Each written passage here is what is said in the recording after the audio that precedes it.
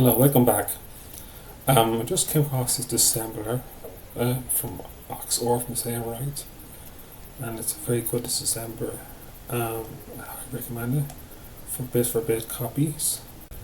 So I use this modular disassembler to disassemble the source code between Alien Storm disassembly, and I was able to put it back together with the GNU assembler, and I create a build file for it. So what happens is you run the command and it produces a working ROM. So let's open this and open it up in our favorite emulator, and there you go. So I highly recommend using this disassembler. So I'll give it a fork. Okay, so I put links to the projects in the description below. Thank you.